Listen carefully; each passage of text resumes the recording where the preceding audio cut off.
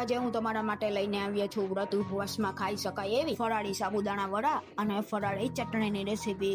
આ ચટણી તો ફક્ત 5 મિનિટમાં જ બની જાય છે। આપણે તેને કોથમીર સિંગદાણ અને રેગ્યુલર મસાલા સાથે સ્વાદમાં એકદમ ટેસ્ટી બનાવીશું અને ચટણી સાથે ખાવાની મજા આવે તેવા ફરાળી વડાને અમુક ટિપ્સ સાથે બનાવીશું, જેનાથી તેના તો તેલમાં ભૂરા પડશે અને બહારથી એકદમ ક્રિસ્પી અને કુરકુરા તૈયાર થશે। તો વ્રતમાં ચોક્કસથી ટ્રાય કરવા જેવા ફરાળી વડા અને ચટણી બનાવવાનું શરૂ કરીએ। નવી રેસીપી શીખવા માટે વાયડી મોમ્સ કિચનને સબસ્ક્રાઇબ કરો, સાથે બેલ આઇકન જરૂરથી દબાવો નવી રેસીપી સૌથી પહેલા જ જોવા માટે। એકદમ ટેસ્ટી સાબુદાણા વડા બનાવવા માટે મેં અહીંયા વાટકીના માપથી 1 વાટકી સાબુદાણા લીધેલા છે। હવે સાબુદાણાને પાણીથી સારી રીતે ધોઈ લઈએ। સાબુદાણાના ઉપર થોડો સ્ટાર્ચનો ભાગ રહેલો હોય છે, તેને સારી રીતે ધોવાથી તે નીકળી જાય છે। તો અહીંયા આપણે સાબુદાણાને સારી રીતે ધોઈ લીધેલા છે। હવે તેમાં રહેલું પાણીને કાઢી લઈએ છીએ જેથી સ્ટાર્ચનો ભાગ દૂર થઈ જાય। હવે જે વાટકીથી સાબુદાણા લીધેલા છે તે વાટકી પ્રમાણે 1 વાટકી જેટલું પાણી એડ કરી દઈએ અને હવે ઢાંકીને 5 થી 6 કલાક માટે પલળવા દઈએ। તો લગભગ 6 કલાક જેવું થઈ ગયું છે અને સાબુદાણાને જોઈએ તો તેનો દરેક દાણો પલળી ગયો છે અને તે સાઈઝમાં ડબલ પણ થઈ ગયો છે અને તેને પ્રેસ કરીને જોઈએ તો તે સારી રીતે પ્રેસ થઈ જાય છે, મીન્સ આપણા સાબુદાણા સારી રીતે પલળી ગયા છે। હવે સાબુદાણામાંથી વડા બનાવવા માટે તેને મિક્સિંગ બાઉલમાં એડ કરી દીધેલા છે। હવે મેં અહીંયા વાટકીના માપથી 1 વાટકી જેટલા સિંગદાણાનો ભૂકો લીધેલો છે। મેં સિંગદાણાના ભૂકાને આ રીતના અચકચરો ક્રશ કરેલો છે। હવે વડામાં એડ કરવા માટે 4 નંગ જેટલા બાફેલા બટેટા લીધેલા છે। તો મેં બટેટાને બાફીને ઠંડા કરી લીધેલા છે જેથી તેમાં જરા પણ પાણીનો ભાગ ના રહે। હવે બટેટાને મેસણની મદદથી મેશ કરી લઈએ। તો મેં અહીંયા બટેટાને સારી રીતે મેશ કરી લીધેલા છે। તો હવે તેને મિક્સરમાં એડ કરી દઈએ। હવે તીખાશ માટે 3 મોટી ચમચી જેટલી આદુ મરચાની પેસ્ટ એડ કરી દઈએ। અહીંયા તમે આદુ મરચાની પેસ્ટ તમે તમારા ટેસ્ટ પ્રમાણે વધુ કે ઓછી કરી શકો છો। હવે મસાલામાં સ્વાદ પ્રમાણે મીઠું, 1 ચમચી જીરું, સાથે 1/4 ટીસ્પૂન લાલ મરચું પાવડર અને વડાને ખાટો મીઠો સ્વાદ દેવા માટે 2 મોટી ચમચી જેટલી ખાંડ એડ કરી દઈએ અને અડધી ચમચી આમચૂર પાવડર એડ કરી દઈએ। આમચૂર પાવડરની જગ્યાએ તમે લીંબુનો રસનો ઉપયોગ પણ કરી શકો છો। અને વડાને બાઇન્ડિંગ આપવા માટે મેં અહીંયા ફક્ત 3 મોટી ચમચી જેટલો રાજગરાનો લોટ લીધેલો છે।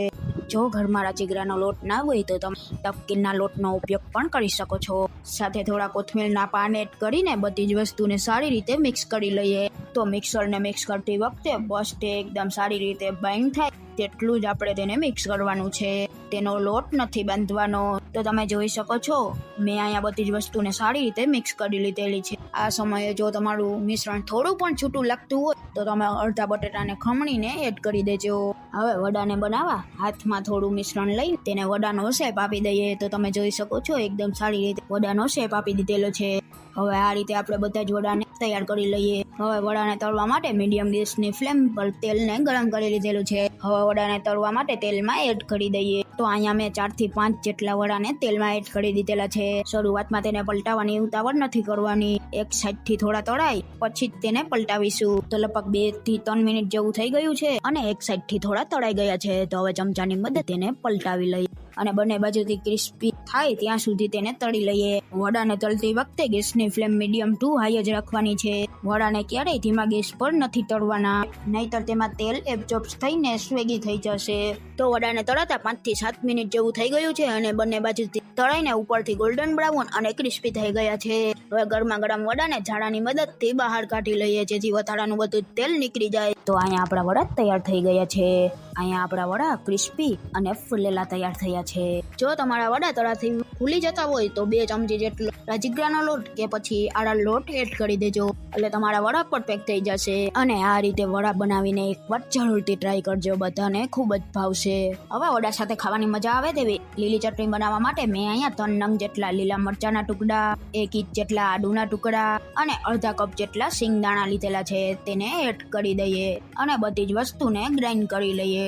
હવે તૈયાર થયેલી પેસ્ટમાં કપ જેટલી ડાળી સાથે કટ કરેલી કોથમીરના પાન એડ કરી દઈએ અને મસાલામાં સ્વાદ પ્રમાણે મીઠું અને ચટણીને ખાટો મીઠો સ્વાદ દેવા માટે 1 ચમચી ખાંડ અને 1 નંગ જેટલા લીંબુનો રસ એડ કરી દઈએ। બધી જ વસ્તુને ગ્રાઇન્ડ કરી લઈએ। તો અહીંયા આપણી વડા સાથે ખાવાની મજા આવે તેવી લીલી ચટણી તૈયાર થઈ ગઈ છે, એકવાર જરૂરથી ટ્રાય કરજો।